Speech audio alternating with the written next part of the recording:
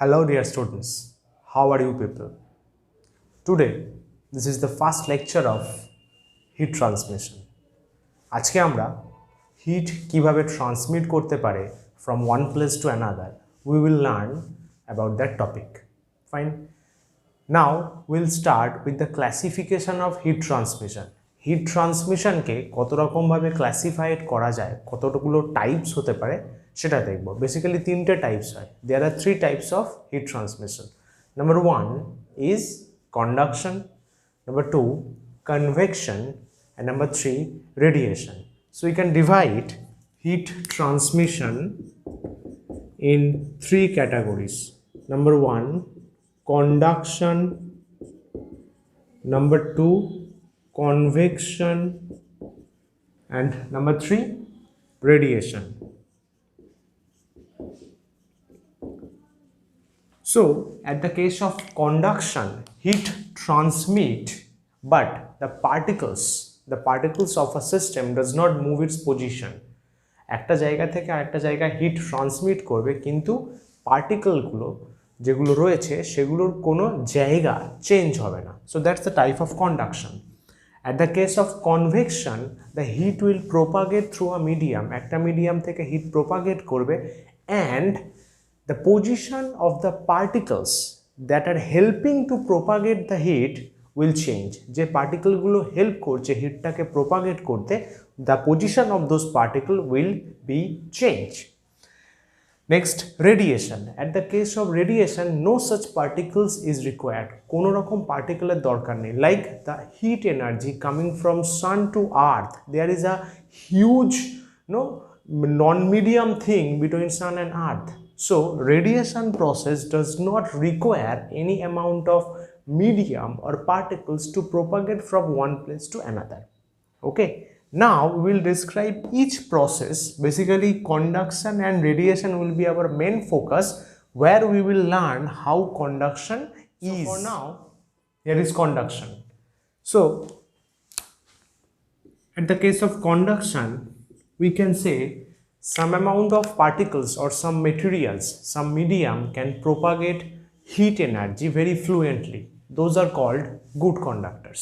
That means the particles or the medium which will help to flow heat energy easily, that will be termed as good conductors. Flows of heat is good. This type of particles are called conductors. Basically they are called good conductors. And at the second topic, flows of heat will be restricted. That means heat will not be able to flow fluently in those kind of materials or substance. এই সমস্ত system বা মিডিয়ামের মধ্যে দিয়ে hit খুব fluently flow করতে পারবে না। তাহলে এদেরকে আমরা কি বলি? This category are called bad conductors, bad conductors, and they have such special name called insulators, insulators, right? So can you example some good conductor? কিছু good conductor example, yes, like iron is absolutely a very good conductor of heat. And at the case of bad conductor, like wood, paper, plastic, lots of examples that are bad conductors. Okay, one interesting question: can you name a medium which is liquid in nature, that is basically non-metal, but conduct heats very fluently? একজন নন metal liquid কিন্তু ভালো hit flow নিয়ে যেতে পারে। Yes, mercury, that is Hg. Another non-metal is, yes, graphite. So these are the examples of good conductors. In this topic we will focus on good conductors, how good conductors propagates heat, and what property gets created in good conductors. Okay, so for now we will describe thermal conductivity. What is thermal conductivity? Let's see. We are considering a conducting box. Suppose the material of this box could be, as I said, iron, copper, silver. Achha, one thing to remember, silver is one of the best conducting material. Silver heat conduct করার probability is really high. Silver can conduct heat absolutely fluently. Okay, so amount of heat is Q entering to this surface and exiting from another surface is the same heat. Why? We are not considering any loss of heat due to this configuration. So it's an ideal case. The temperature of this part is θ1 and this part is θ2, and heat is traveling a distance of small d, and the cross-sectional area of entering or exiting portion is A. If we do some typical experiment, we will see that this Q will depend in several terminologies related in these pictures. Like number 1, Q is definitely proportional to θ1 minus θ2.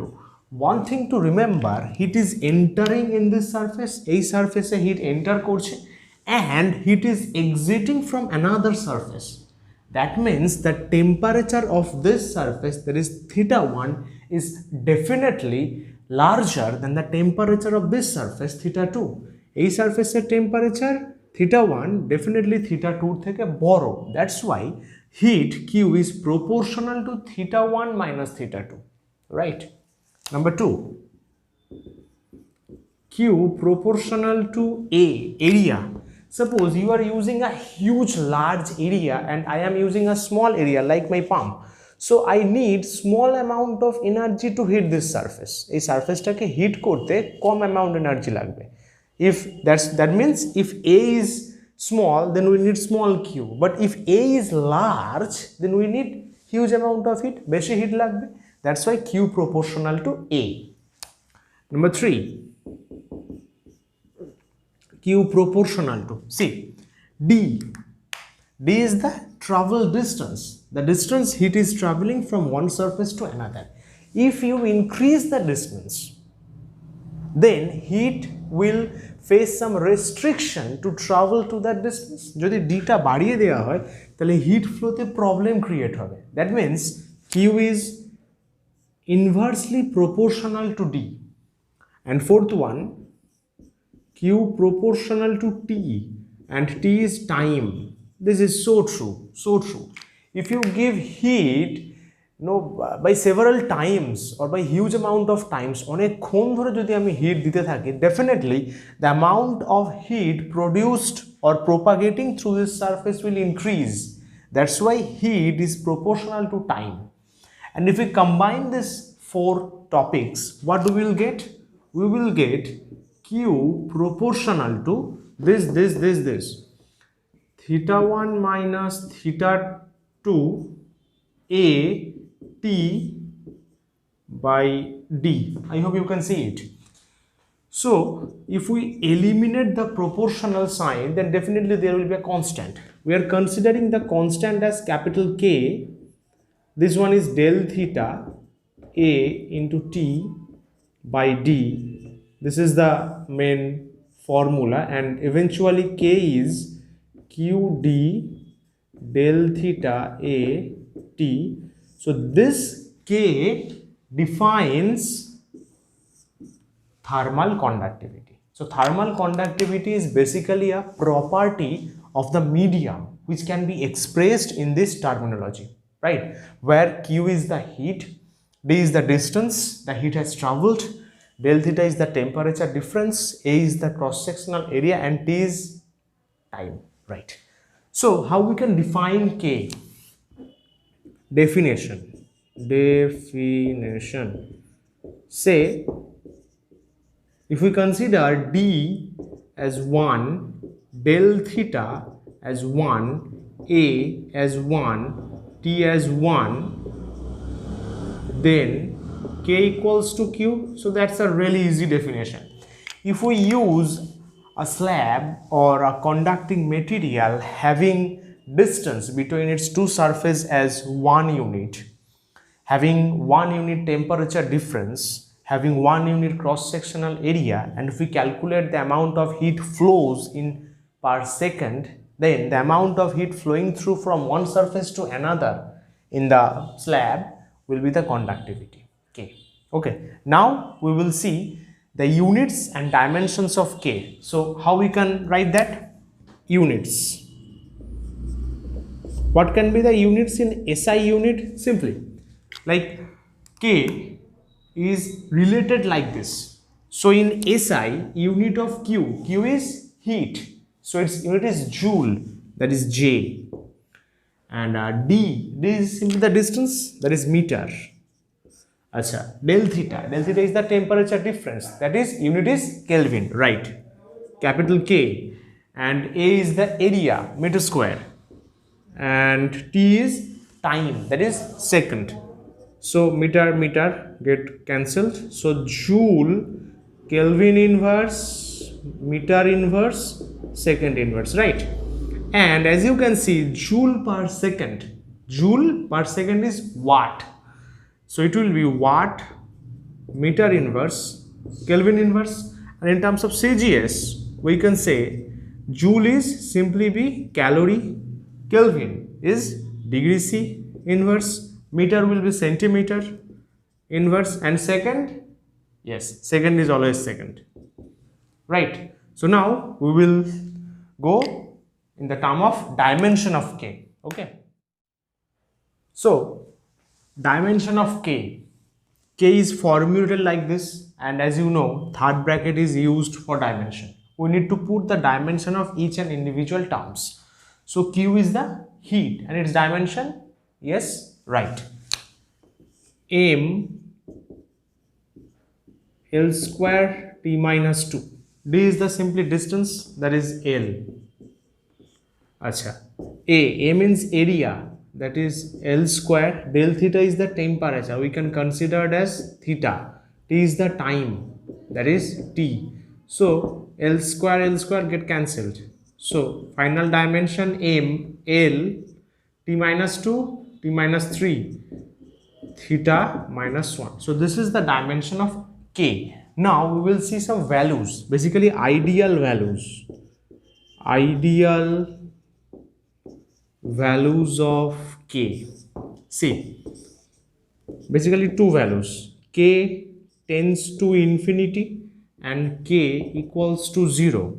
So conductivity is infinity. That means that particle can conduct enormous amount of heat, right? So that is the case of ideal conductor. So K infinity will be the case of ideal conductor. And K equals to 0. K equals to 0 means no conductivity, definitely কোনো রকম conduction possibly না, because K is 0. So that is the case of bad conductor, or simply as you know the name, insulator. So all the particles we get in our surroundings, range is, conductivity range is between 0 and infinity. And unfortunately we haven't got any particle having conductivity infinity or 0, because that's an ideal case. Okay, তো আজকের জন্য বাস এইটুকুই। Hope you have learn something from the video. আজকে একটু Bangla English মিশিয়ে new try করলাম, and definitely যারা বাংলা বোঝোনি, please learn it, it's definitely the sweetest language. So if you have learned something, press the bell icon, please subscribe, do like, do comment any kind of suggestion, and if I made some mistake in my saying, so please pardon me. See you in the next video, lecture number 2, heat transmission. Then on, thank you, bye bye, have a nice time.